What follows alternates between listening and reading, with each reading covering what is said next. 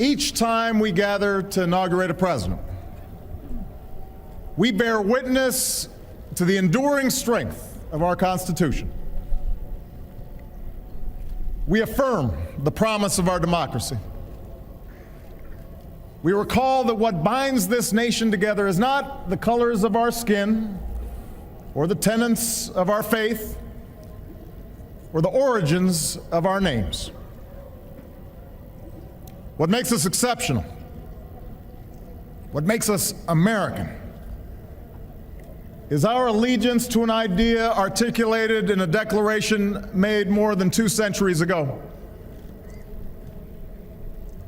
We hold these truths to be self-evident: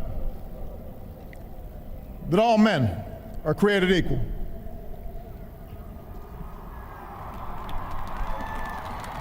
that they are endowed by their Creator with certain unalienable rights,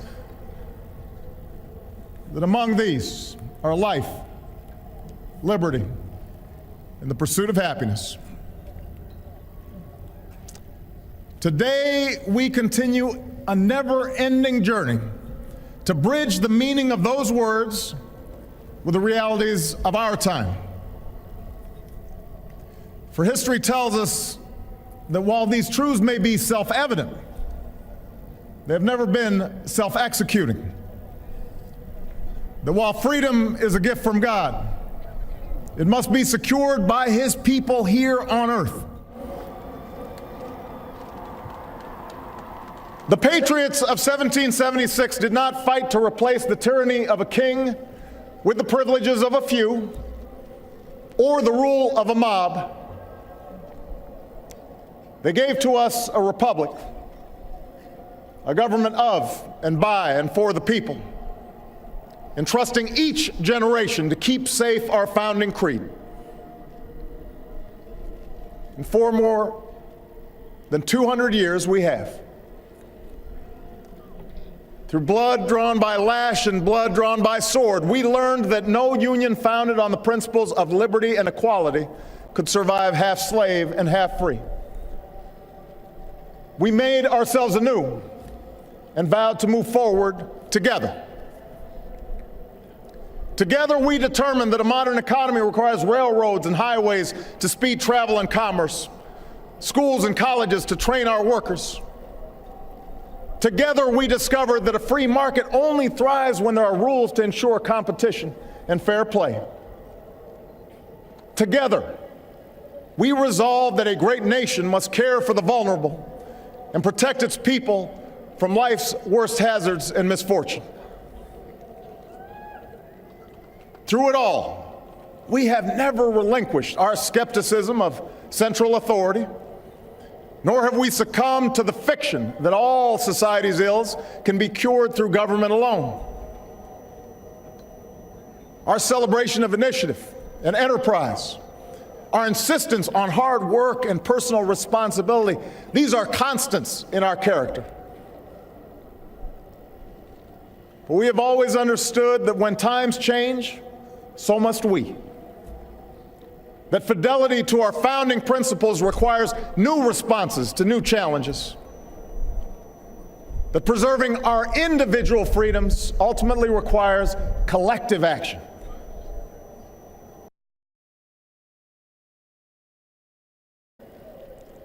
My fellow Americans, we are made for this moment, and we will seize it so long as we seize it together.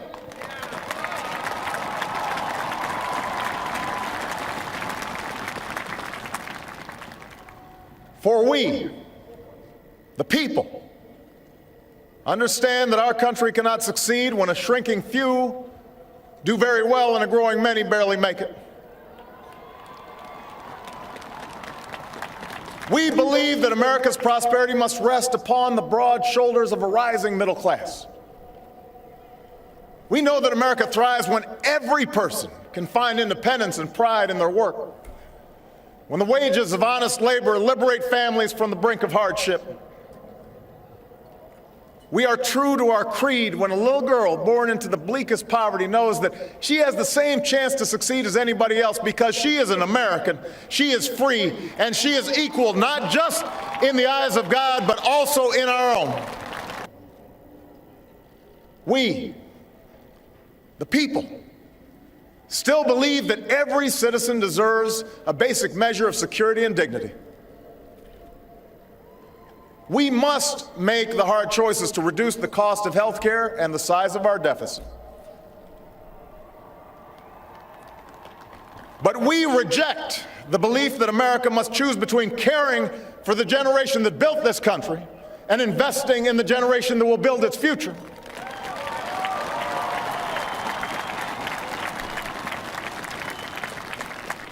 For we remember the lessons of our past, when twilight years were spent in poverty and parents of a child with a disability had nowhere to turn. We do not believe that in this country freedom is reserved for the lucky or happiness for the few. We recognize that no matter how responsibly we live our lives, any one of us, at any time, may face a job loss or a sudden illness or a home swept away in a terrible storm. The commitments we make to each other through Medicare and Medicaid and Social Security, these things do not sap our initiative, they strengthen us. They do not make us a nation of takers, they free us to take the risks that make this country great. We, the people, declare today that the most evident of truths, that all of us are created equal, is the star that guides us still. Just as it guided our forebears through Seneca Falls and Selma and Stonewall, just as it guided all those men and women, sung and unsung, who left footprints along this great mall, to hear a preacher say that we cannot walk alone, to hear a king proclaim that our individual freedom is inextricably bound to the freedom of every soul on earth.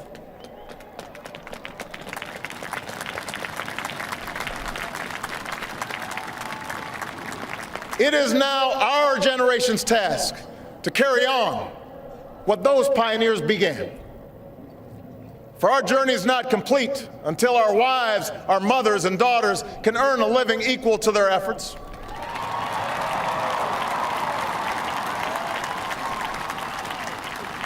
Our journey is not complete until our gay brothers and sisters are treated like anyone else under the law. For if we are truly created equal, then surely the love we commit to one another must be equal as well. Our journey is not complete until no citizen is forced to wait for hours to exercise the right to vote.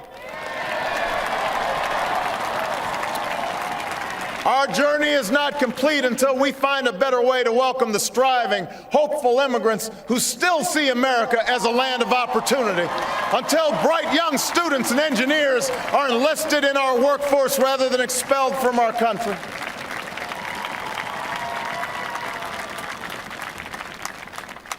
Our journey is not complete until all our children, from the streets of Detroit to the hills of Appalachia to the quiet lanes of Newtown, know that they are cared for and cherished and always safe from harm.